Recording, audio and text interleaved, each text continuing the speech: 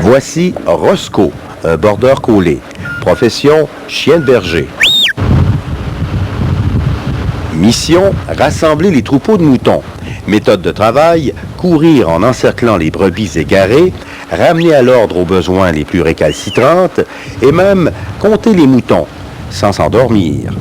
Ah, c'est un chien qui en est maniaque. Il en est maniaque. Si je le prends pas, je prends un autre chien, là, et il hurle, puis là, il veut venir avec moi. Hein. C'est vraiment assez extraordinaire. C'est un chien qui a un très, très bon caractère aussi.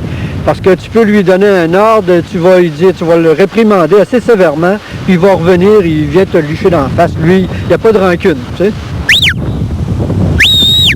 Le chien va toujours se positionner à midi par rapport au berger. Le berger est à 6 heures, lui est à midi. Si le berger s'en va à midi, le chien se retourne à 6 heures. Puis il fait toujours un arc de cercle de 180 degrés. Il se promène entre 3 heures et 9 heures, si tu veux, pour toujours couvrir 3 côtés et ramener ça au berger.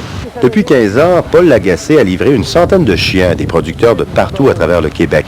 Si le métier de chien de berger a connu un certain déclin dans les années 80, il connaît de ce temps-ci un regain de popularité. Dans le Bas-Saint-Laurent, plus de la moitié des 130 producteurs d'agneaux ont maintenant un chien.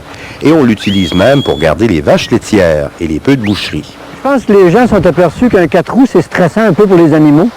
En plus, c'est pas vraiment efficace parce que tu te fais brasser pas mal sur le terrain. Puis un chien comme ça, avec un sifflet, là, tu peux aller le diriger à une distance d'1 mille. Un travailleur, là, que ça paye, c'est travailler, c'est assez rare aujourd'hui. À chacun son métier, les moutons seront bien gardés. Daniel Tremblay, TVA, Saint-Ulrich.